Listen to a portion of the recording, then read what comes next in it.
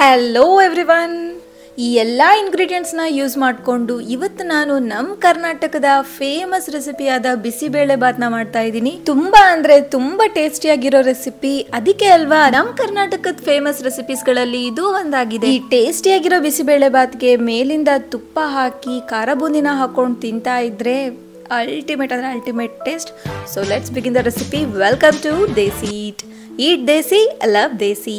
ಹೇಗಿದ್ದೀರಾ ಎಲ್ಲರೂ? ಸೊ ರೆಸಿಪಿನ ಸ್ಟಾರ್ಟ್ ಮಾಡೋಕೆ ಮುಂಚೆ ನಾನು ಹೇಳೋದೇನೆಂದರೆ, ವಿಡಿಯೋನ ಸ್ಕಿಪ್ ಮಾಡದೆ ಲಾಸ್ಟ್ವರೆಗೂ ನೋಡಿ. Step by step with perfect tips ನಾನು ನಿಮಗೆ ತೋರಿಸ್ತೀನಿ. ಅಡಿಗೆ ಮಾಡೋಕೆ ಬರ್ದೇ ಇರೋರು ಸಹ ನಾನು ಕೊಡೋ ಟಿಪ್ಸ್ ಹಾಗೆ ಸ್ಟೆಪ್ಸ್ನ ಫಾಲೋ ಮಾಡ್ಕೊಂಡು ಮಾಡಿ ಸೂಪರ್ ಟೇಸ್ಟಿ ಬಿಸಿಬೇಳೆ ಬಾತ್ನ ಈಸಿಯಾಗಿ ಬರೀ 30 ಮಿನಿಟ್ಸಲ್ಲೇ ಮಾಡ್ಕೋಬಹುದು. ಓಕೆ, ಮೊದಲಿಗೆ ಇಲ್ಲಿ ಒಂದು ಕುಕ್ಕರ್ಗೆ ನಾನು 1 ಕಪ್ಪಷ್ಟು ಅಕ್ಕಿ ಹಾಗೆ 1 ಕಪ್ಪಷ್ಟು ತೊಗರಿ ಬೇಳೆನ ತಗೊಂಡಿದ್ದೀನಿ. ಒಂದು 2 ರಿಂದ 3 ಬಾರಿ ಚೆನ್ನಾಗಿ ವಾಶ್ ಮಾಡಿಕೊಂಡು ಆ ನಂತರ ಇದಕ್ಕೆ ನಿಮ್ಗೆ ಇಷ್ಟವಾದ ವೆಜ್ಜಸ್ನ ಆಡ್ ಮಾಡ್ಕೋಬಹುದು. ನಾನಿಲ್ಲಿ ಆಲೂಗಡ್ಡೆ, ಬೀನ್ಸ್, ಕ್ಯಾರೆಟ್, ಫ್ರೋಸನ್ ಬಟಾಣಿನ ತಗೊಂಡಿದ್ದೀನಿ. ಎಲ್ಲವೂ ಒಂದು ಅರ್ಧ ಕಪ್ ಅಳತೆಯಲ್ಲಿ ತಗೊಂಡಿದ್ದೀನಿ. ಹಾಗೆ ಮರೀದೆ ಒಂದು ಚಿಕ್ಕ ಕಪ್ ಅಷ್ಟು ಅಂದ್ರೆ ಒಂದು 6 ರಿಂದ 7 ಸ್ಪೂನ್ ಅಷ್ಟು ಶೇಂಗಾನ ಮರೀದೆ ಹಾಕೊಳ್ಳಿ. ಅಂಡ್ 1 ಸ್ಪೂನ್ ಅಷ್ಟು ಅರಿಶಿನ ಹಾಗೆ 1 ಸ್ಪೂನ್ ಅಷ್ಟು ಎಣ್ಣೆನ ಹಾಕೊಂಡು ಇದಕ್ಕೆ ನೀರನ್ನ ಆಡ್ ಮಾಡ್ಕೊಳ್ಳೋಣ. ನೀರಿನ ಕ್ವಾಂಟಿಟಿನ ಕರೆಕ್ಟ್ ಆಗಿ ನೋಟ್ ಮಾಡ್ಕೊಳ್ಳಿ. ಯಾಕೆ ಅಂದ್ರೆ ಬಿಸಿಬೇಳೆ ಬಾತ್ಗೆ ನೀರನ್ನ ನೀವು ಕರೆಕ್ಟ್ ಆಗಿ ಹಾಕಿದ್ರೆ ಮಾತ್ರ ಪರ್ಫೆಕ್ಟ್ ಆಗಿ ಆಗೋದು. ಸೊ ಇಲ್ಲಿ ನಾವು 1 ಕಪ್ ಅಷ್ಟು ಅಕ್ಕಿ ಹಾಗೆ 1 ಕಪ್ ಅಷ್ಟು ಬೇಳೆ ತಗೊಂಡಿದ್ದೀವಿ. ಹಾಗಾಗಿ ಟೋಟಲಿ 2 ಕಪ್ಗೆ ನಾವು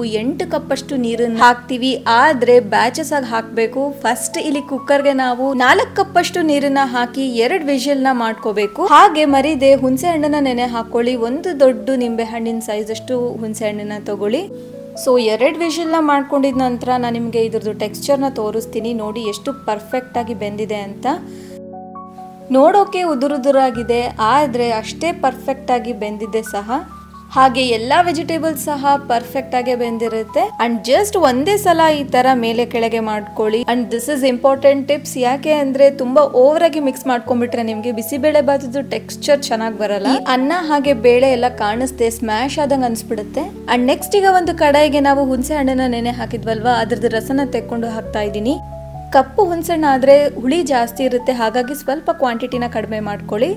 ಓಕೆ, ನೆಕ್ಸ್ಟ್ ಈಗ ಈ ಹುಣಸೆ ಹಣ್ಣಿನ ರಸಕ್ಕೆ ಒಂದು ಅರ್ಧ ಕಪ್ ಅಷ್ಟು ಟೊಮ್ಯಾಟೊ, ಒಂದು ಅರ್ಧ ಕಪ್ ಅಷ್ಟು ಕ್ಯಾಪ್ಸಿಕಮ್ ಹಾಗೆ ಒಂದು 2 ಸ್ಪೂನ್ ಅಷ್ಟು ಖಾರದ ಪುಡಿ, ಒಂದು ಚಿಕ್ಕ ಪೀಸ್ ಅಷ್ಟು ಬೆಲ್ಲ ಅಂದ್ರೆ 1 ಸ್ಪೂನ್ ಅಷ್ಟು ಬೆಲ್ಲನ ಹಾಕಿ ಚೆನ್ನಾಗಿ ಮಿಕ್ಸ್ ಮಾಡ್ಕೊಂಡು ಒಂದು ಅರ್ಧ ಕಪ್ ಅಷ್ಟು ನೀರನ್ನ ಆಡ್ ಮಾಡ್ಕೊಂಡು ಲಿಡ್ಡನ್ನ ಹಾಕಿ ಲೋ ಫ್ಲೇಮಲ್ಲಿ ಚೆನ್ನಾಗಿ ಬೆನೆಯೋಕೆ ಬಿಡಿ.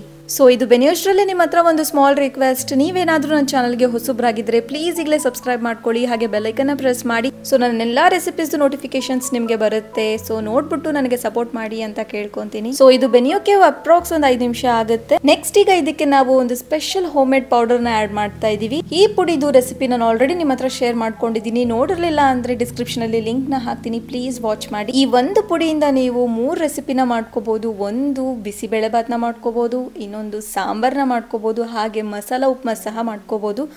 ತುಂಬ ಟೇಸ್ಟಿಯಾಗಿರುತ್ತೆ. ಸೊ ಇದರಲ್ಲಿ ಟೇಸ್ಟ್ ಎನ್ಹ್ಯಾನ್ಸರ್ ಅಂದರೆ ಇದೇ ಪುಡಿ. ಹಾಗಾಗಿ ಮರೀದೆ ಇದೇ ಪುಡಿನ ನೀವು ಮಾಡಿಕೊಂಡು ಈ ಬಿಸಿಬೇಳೆ ಬಾತ್ನ ಟ್ರೈ ಮಾಡಿ. ಹಾಗೆ ಮರೀದೆ ಹೇಗಾಗಿದೆ ಅನ್ನೋದನ್ನ ಕಮೆಂಟಲ್ಲಿ ತಿಳಿಸಿ. ಓಕೆ, ಇಲ್ಲಿ ನಾನು ಒಂದು 1/4 ಕಪ್ ಅಷ್ಟು ಬಿಸಿಬೇಳೆ ಬಾತ್ ಪುಡಿನ ಆ್ಯಡ್ ಮಾಡ್ಕೊಂಡಿದ್ದೀನಿ. ಆ ನಂತರ ಇದಕ್ಕೆ 4 ಕಪ್ ಅಷ್ಟು ನೀರನ್ನ ಆ್ಯಡ್ ಮಾಡ್ಕೋಬೇಕಾಗುತ್ತೆ. ಆಗಲೇ 4 ಕಪ್ಪನ್ನ ನಾವು ಹಾಕಿದ್ವಿ ಕುಕ್ಕರ್ಗೆ ಹಾಕಬೇಕಾದ್ರೆ, ಇನ್ನೂ 4 ಕಪ್ ನೀರನ್ನ ನಾವು ಈಗ ಆ್ಯಡ್ ಮಾಡ್ಕೋಬೇಕು.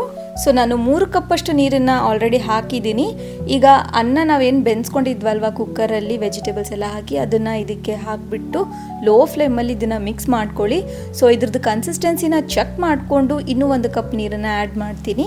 ತುಂಬ ಗಡಿಬಿಡಿಯಾಗಿ ಹೆಂಗೆ ಬೇಕು ಹಾಗೆ ಮಿಕ್ಸ್ ಮಾಡ್ಕೊಳ್ಳೋಕೆ ಹೋಗಬೇಡಿ, ಲೈಟಾಗಿ ಸ್ಮೂತಾಗಿ ಮಿಕ್ಸ್ ಮಾಡ್ಕೊಳ್ಳಿ.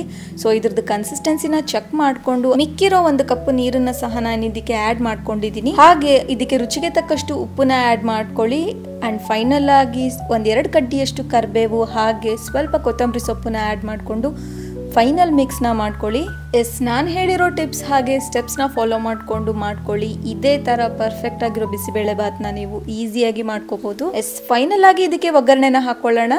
ಇಲ್ಲಿ ನಾನು 1 ಚಿಕ್ಕ ಕಪ್ ಅಷ್ಟು ತುಪ್ಪನ ತಗೊಂಡಿದ್ದೀನಿ, ಹಾಗೆ ಸೇಮ್ ಕಪ್ ಅಷ್ಟು ಎಣ್ಣೆನ ತಗೊಂಡಿದ್ದೀನಿ. ನೀವು ಬೇಕಿದ್ರೆ ತುಪ್ಪದಿಂದನೇ ಒಗ್ಗರಣೆನ ಕೊಡ್ಬೋದು. ಆಗ ಎಣ್ಣೆನ ಸ್ಕಿಪ್ ಮಾಡಿ 2 ಚಿಕ್ಕ ಕಪ್ ಅಷ್ಟು ತುಪ್ಪನ ಹಾಕಿ ಒಗ್ಗರಣೆನ ಹಾಕೊಳ್ಳಿ. ಇಲ್ಲಿ ಒಗ್ಗರಣೆಗೆ ನಾನು ಒಂದು 8 ರಿಂದ 10 ಗೋಡಂಬಿ, 1 ಸ್ಪೂನ್ ಅಷ್ಟು ಸಾಸಿವೆ ಹಾಗೆ 1 ಸ್ಪೂನ್ ಅಷ್ಟು ಜೀರಿಗೆನ ಹಾಕಿದ್ದೀನಿ. ಜೊತೆಗೆ ಒಂದು 3 ಒಣಮೆಣಸಿನಕಾಯಿ ಹಾಗೆ 1-1.5 ಸ್ಪೂನ್ ಅಷ್ಟು ಹಿಂಗನ್ನ ಹಾಕಿ, ಹಿಂಗು ಹಾಕಿದ ನಂತರ ಜಸ್ಟ್ ಒಂದು 4 to 5 ಸೆಕೆಂಡ್ಸ್ ಮಿಕ್ಸ್ ಮಾಡ್ಕೊಂಡು ಬಿಸಿಬೇಳೆ ಬಾತ್ಗೆ ಒಗ್ಗರಣೆನ ಹಾಕೊಂಡ್ಬಿಡಿ. ಇಲ್ಲ ಅಂದ್ರೆ ಫ್ಲೇವರ್ ಚೇಂಜ್ ಆಗ್ಬಿಡುತ್ತೆ. ಓಕೆ, ಇಲ್ಲಿಗೆ ನಮ್ಮ ಇವತ್ತಿನ ರೆಸಿಪಿ, ಕರ್ನಾಟಕದ one of the famous recipe bisibele bath ready ಇದೆ. ಅಂಡ್ ಟ್ರಸ್ಟ್ ಮೀ, ಫ್ಲೇವರ್ ಮಾತ್ರ ನಿಜವಾಗ್ಲೂ ಎಕ್ಸ್ಟ್ರಾರ್ಡಿನರಿ ಆಗಿ ಬರ್ತಾ ಇದೆ. ಈ ಫ್ಲೇವರ್ಗೋಸ್ಕರ ನೀವು ಕಂಪಲ್ಸರಿಯಾಗಿ ಮನೆಯಲ್ಲೇ ಬಿಸಿಬೇಳೆ ಬಾತ್ ಪುಡಿನ ಮಾಡ್ಕೊಂಡು ರೆಸಿಪಿನ ಟ್ರೈ ಮಾಡಿ. ಅಂಡ್ ಫೈನಲಿ ಸರ್ವ್ ಮಾಡ್ಬೇಕಾದ್ರೆ ತುಪ್ಪ ಹಾಗೆ ಖಾರ ಬೂಂದಿನ ಮಾತ್ರ ಮಿಸ್ ಮಾಡೋಕೆ ಹೋಗ್ಬೇಡಿ. ಸೊ ಇವತ್ತಿನ ರೆಸಿಪಿ ನಿಮ್ಮೆಲ್ಲರಿಗೂ ಇಷ್ಟ ಆಗಿದ್ರೆ please like, share, comment and subscribe. Okay then, stay tune. Let's meet in the next video. Bye.